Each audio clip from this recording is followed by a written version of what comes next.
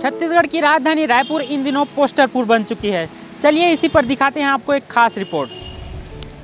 राजधानी में लगे दिशा सूचक बोर्ड अक्सर जन्मदिन की बधाई, नए दायित्व की शुभकामनाओं और अन्य पोस्टरों से ढके रहते हैं।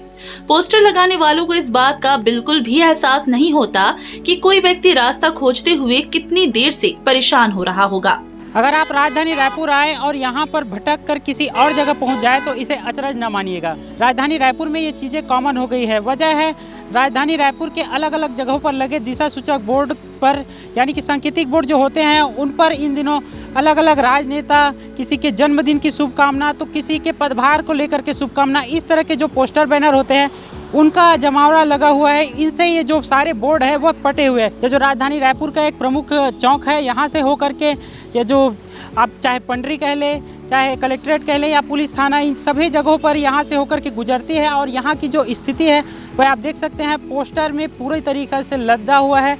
और इसी तरह के ये जो हाल है ये सिर्फ इसी जगह की नहीं है, राजधानी रायपुर के अनेकों ऐसे जगह है जहाँ पर ऐसे हालात आपको मिलेंगे। तो ये तस्वीरें हमने आपको दिखाया है तेलीबांधा चौक का। अब आपको हम किसी और अन्य जगह पर ले चलते हैं।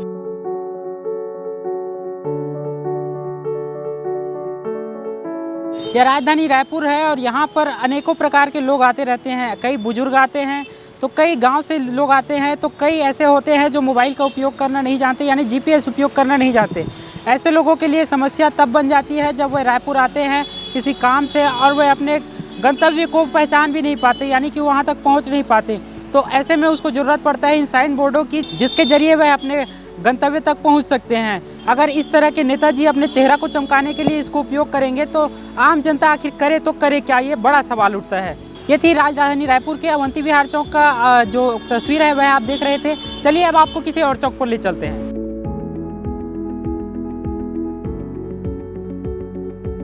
अब हम पहुंचे हैं राजधानी रायपुर के भगत सिंह चौक। ये भी एक महत्वपूर्ण चौक है जहां से होकर के कई रास्ते जाते हैं, जैसे शंकर नगर के लिए यहाँ से जाते हैं। आपको यहाँ पर भी दिखाना चाहूँगा।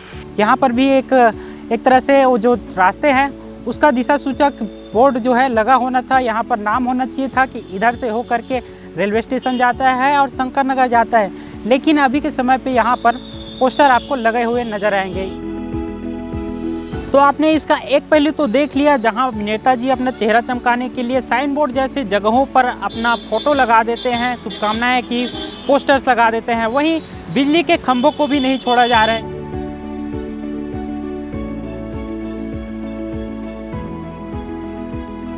जहां एक और दिशा सूचक बोर्ड की हालत खराब है, यही हाल बिजली के खंभों का भी है।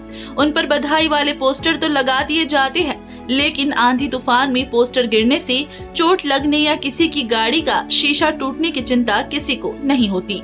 ये चिंता तो उस व्यक्ति की होती है जिसके ऊपर पोस्टर गिरेगा या जिसकी गाड़ी का शीशा टूटेगा। जो बिजली के तार होते हैं, अभी बरसात का दिन चल रहा है, अगर किसी तरह के आंधी तूफान आता है या बारिश होती है तो ऐसे में बिजली के खंभे में करंट का चांस तो होता ही है। इससे अधिक तूफान आने से जो पोस्टर्स है उनको लोगों को असुविधाएं होती हैं, क्योंकि पोस्टर्स हवा से गिर जाते हैं। आपको दिखाना चाहूँगा कि मैं अभी जिस एरिया में हूँ वहाँ पर देख सकते हैं किस तरह से पोस्टर्स हवा आने जाने से वो पूरा तरीके से निकल चुका है। एक तरह से अगर कोई तेज़ वाहन अगर आता है तो इससे टकरा भी सकता है और उस वाहन को क्षति भी हो सकता है। इसके साथ ही मैं आपको दिखाना चाहूँगा इस तरफ भी जो जितने भी खंभे हैं उसमें किस तरह से भर भर के पोस्टर्स लगाए गए हैं।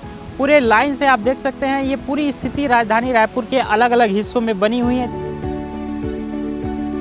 नगर निगम का एक अमला इन पोस्टरों को हटाता है और फिर से कचरे के ढेर में डाल देता है। अब सवाल ये उठता है कि इसका समाधान क्या है?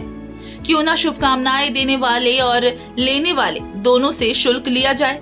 इससे नगर निगम को राजस्व मिलेगा और शुल्क लगने से ऐसे पोस्टरों की संख्या भी कम हो जाएगी। हर आयोजन पर पूरा शहर पोस्टरों से भर जाता है, इसलिए नगर निगम को इससे एक अच्छी खासी रकम मिल सकती है। पहले के समय में लोग हाथ से पोस्टर बनाया करते थे। वो पोस्टर जो होते थे बायोडिग्रेडेबल होते थे, यानी कि पर्यावरण के दृष्टिकोण से भी ये किसी तरीके नुकसान पहुंचाने वाले नहीं हुआ करते थे। लेकिन अभी के समय में जो पोस्टर यूज़ में आता है वह पूरी तरीके से प्लास्टिक का बना होता है। अगर ये पोस्टर निकल करके कहीं चला जाए तो इसे जो पर्यावरण को भी नुकसान देखने को मिलता है, उन पर क्या कहना है जिम्मेदारों का, उससे भी आपको दिखाते हैं। देखिए, हमारे रायपुर शहर की एक पुरानी समस्या, किसी भी अवसर पे, चाहे किसी का बर्थडे हो, चाहे कोई नेता आ रहा हो तो उसके स्वागत में लगा, और कई कार्यक्रम होते हैं, धार्मिक कार्यक्रम होते हैं, उनके भी लगातार पोस्टर खंभों में, डिवाइडरों में, चौक चौराहों में देखने को मिलते हैं, जो वास्तव में पहली बात हमारे शहर की सुंदरता को वो ख़राब करते हैं। और हमने तो लोगों से आग्रह किया कि आपने यदि अपने जन्मदिन का पोस्टर लगाया है तो जैसे ही आपका जन्मदिन समाप्त होता तत्काल उस पोस्टर को निकलवाने की व्यवस्था करनी चाहिए। हमने इस संबंध में नगर निवेश विभाग के अधिकारी को निर्देशित भी किया है, और जो हमारा छत्तीसगढ़ शासन का जो विभाग है, जिनके माध्यम से भी बहुत सारे विज्ञापन लगते हैं, उनसे भी हमने आग्रह किया कम से कम जो हमारे दिशा सूचक के बोर्ड जो लगे हैं उन बोर्डों को आप छोड़ दीजिए, क्योंकि बाहर से आया हुआ व्यक्ति, और चूँकि राजधानी रायपुर बहुत बड़ी संख्या में लोग बाहर से आते हैं, तो बोर्ड में जब उनको दिशा सूचक दिखता तो बेचारे अपने गंतव्य तक पहुंच पाते, नहीं तो उनको भटकना पड़ता है। तो हमारा प्रयास होना चाहिए कम से कम दिशा सूचक बोर्डों को हम छोड़ के बाकी जगह पर अपने फ्लैक्स बैनर लगाएं।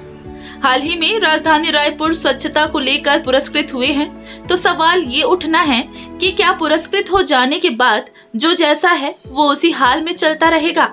क्या व्यवस्थाओं में कोई सुधार नहीं किया जाएगा?